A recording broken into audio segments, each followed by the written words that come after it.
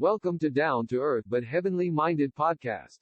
Hosted by Irving Risch. The Kings of Judah and Israel. Christopher Knapp. The Kings of Judah. Rehoboam, liberator, or enlarger, of the people. 1 Kings chapter 12 verses 1 to 24. 1 Kings chapter 14 verses 21 to 31. 2 Chronicles chapters 10 to 12.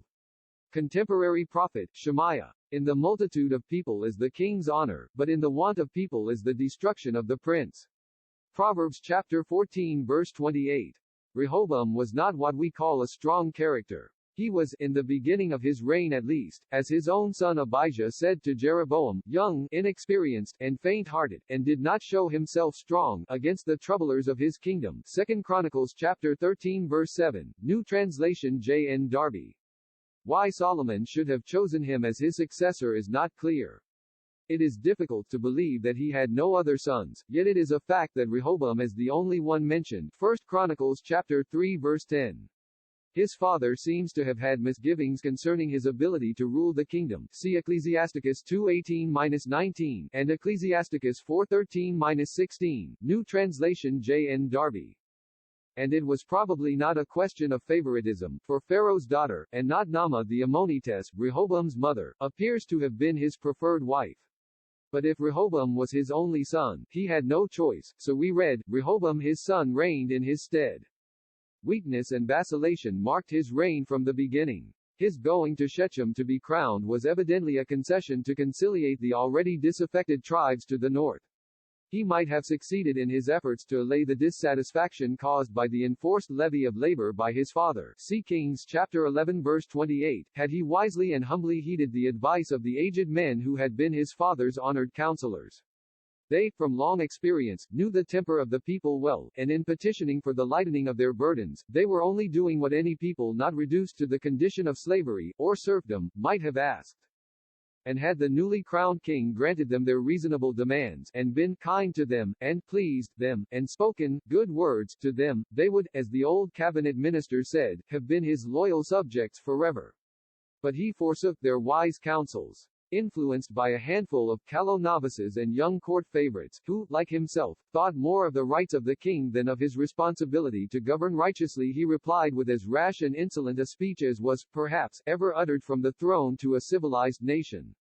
The outraged people answer in the same spirit as the king, and we have the sad, portentous cry, what portion have we in David? And we have none inheritance in the son of Jesse. Every man to your tents, O Israel, and now, David, see to thine own house. See also 2 Samuel chapter 20 verse 1. Though truly thankful to God that we are privileged to live under a form of government which gives us fullest freedom, we have no quarrel with absolute monarchy.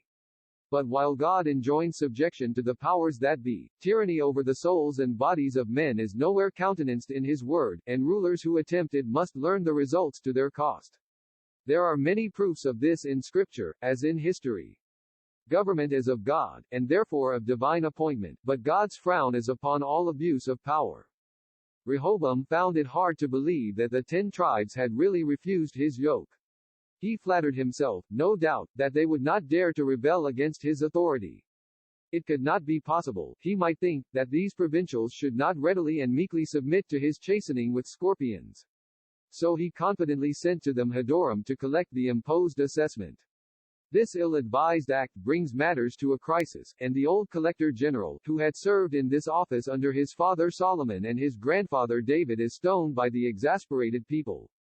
So the king, who had boasted so haughtily that his little finger should be thicker than his father's loins, ingloriously made speed to get him up to his chariot to flee to Jerusalem. It must have been evident to him now that the rebellion was a very real and formidable one, and not a mere passing wave of discontent that would quickly die away of itself and be forgotten. But such an immense loss, such terrible results occurring so unexpectedly, are not so easily submitted to. Force may yet avail. There is the army, 180,000 strong. These malcontents should soon be made to feel the effect of its invincible power. Might must make right, if right cannot be demonstrated in any other way. But the God of peace, who loves his people even when misguided and in error, warns the king of Judah. Note the intentional limit of his title, 2 Chronicles chapter 11 verse 3, by the word of the man of God, Shemaiah, saying, Ye shall not go up, nor fight against your brethren, return every man to his house, for this thing is from me. Under the government of God, this division of the kingdom was the punishment of the sins of Solomon, 1 Kings chapter 11 verse 33, occasioned by the folly of Rehoboam. It must therefore stand. To fight, then, to bring back the unity of the nation, good as the purpose might seem, was to fight against God. Rehoboam ought to have been thankful that God's love to David had left him even 2 tribes.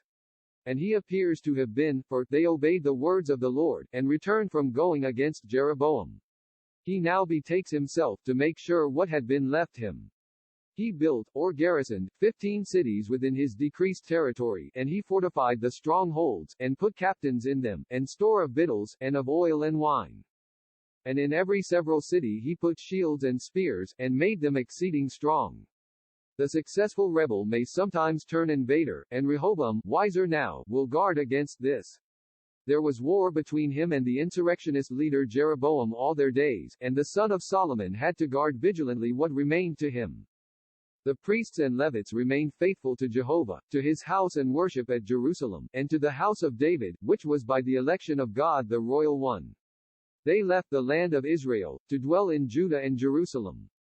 Others too, who had set their hearts to seek the God of Israel, deserted the cause of the secessionists, and flocked to Rehoboam's standard. For 3 years all went well, and they walked in the way of David and Solomon. But their goodness, like all that is of the creature merely, was as the early dew and like the morning cloud, and passed quickly away. Subdued, no doubt, and humbled, by the loss of the greater portion of his kingdom, Rehoboam walked for a time in fear and dependence. But alas, even serious lessons like this are soon forgotten by most, and before 5 years had passed both king and people had lapsed so far into idolatry as to be brought to the very verge of apostasy from Jehovah. And Judah, we read, did evil in the sight of the Lord, and they provoked him to jealousy with their sins which they had committed, above all that their fathers had done. For they also built them high places, and images, and groves, on every high hill, and under every green tree. And there were also Sodomites, men consecrated to impurity, in the land, and they did according to all the abominations of the nations which the Lord cast out before the children of Israel. 1 Kings chapter 14 verses 22 to 24. And for this cause God sent Shishak king of Egypt against them. Solomon had joined affinity with Pharaoh by taking his daughter to wife, and whether this was merely to please himself, or that he expected to strengthen his kingdom by an alliance with so powerful a country, it all comes to naught, as do all such expedients where God's word is disobeyed or ignored. Shishak overthrew Pharaoh, the father-in-law of Solomon, thus ending that dynasty, and Shishak became the new king, who knew not Solomon, nor his successor. Influenced probably by Jeroboam, he marched against Jerusalem with a vast army of 1,200 chariots and 60,000 horsemen, besides an innumerable host of footmen. Realizing the utter hopelessness of his position, and not having faith in God, Rehoboam offered no resistance to the advance of Shishak. Huddled with the princes of Judah at Jerusalem, he awaited with them, in fear of his life, the coming of the Egyptian army. It is now God's time to speak to their consciences, and Shemaiah the prophet appeared before them with this message of conviction. Thus saith the Lord, Ye have forsaken me, and therefore have I also left you in the hand of Shishak. They humbled themselves, then, and said, The Lord is righteous, and a partial deliverance was promised them. God says, I will not destroy them. The princes of Israel and the king humbled themselves, says the word. The princes took the lead, it would seem, from their being mentioned first, in this humiliating, yet becoming, confession. The king was slower, the roots of his former haughtiness still lingering unjudged within his heart. Note what God says, I will not destroy them. Shishak was only his whip, like the Assyrian at a later date, whom God, by his prophet Isaiah, calls, the rod of mine anger, and a razor that is hired. It is necessary, for blessing, in calamities like these, to see beyond the instrument, and know the hand that uses it. But though their lives were spared, they must become servants, tributary, to Shishak, that they may know, God says, my service, and the service of the kingdoms of the countries. Where true submission is, the Lord's yoke is easy, and if his saints refuse to wear it, they must learn by humiliating and painful experience what the yoke of the enemy is like. So Shishak took away all the temple treasures, and those of the royal palace. He also took with him the 500 shields of gold that Solomon had made, and Rehoboam made in their stead shields of bronze, and with these pathetically tried to keep up former appearances. It is like souls, who, when despoiled of their freshness and power by the enemy, laboriously endeavor to keep up an outward appearance of spiritual prosperity, or, like a fallen church, shorn of its strength, and robbed of its purity, seeking to hide its helplessness, and cover its nakedness, with the tinsel of ritualism, spurious revivalism, union, and anything that promises to give them some appearance of justification for saying, I am rich, and increased with goods, etc. There is little more to say of Rehoboam. Whatever was in his father's mind when naming him liberator or enlarger of the people, he failed utterly to become either. He enslaved the nation to Shishak by his sins, and decreased the numerical strength of his kingdom by more than 3 millions through his folly at the very outset of his reign. He followed his father's shameful example in taking many wives. He displayed wisdom, however, in distributing his sons over the countries of Judah and Benjamin, placing them in the garrison towns, and providing them food in abundance. He probably remembered and was desirous to avoid such scenes as had occurred at the close of his grandfather David's life in connection with his sons. Would God that Christians had always as much spiritual wisdom as Rehoboam manifested natural wisdom in this. Were God's people well fed with truth, and well taken up with the affairs of Christ in the various services of his kingdom, there would be less strife among us. But alas, it is still too often true that the children of this world are in their generation wiser than the children of light. Rehoboam's wisdom was rewarded when, at the end of his 17 years' reign, his son Abijah quietly assumed the crown without opposition from his many brethren. Rehoboam died at the age of 58.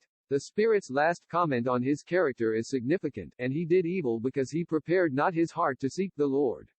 There we are told in a single sentence the whole secret of his failure, both as king of Judah and servant of Jehovah, who gave him this exalted position. He applied not his heart to seek Jehovah. May God in his grace help us to apply our hearts to seek first and always his kingdom and righteousness. Only so shall we be kept from evil, and preserved from making the record of our lives read anything like Rehoboam's, one sad succession of decline and failure.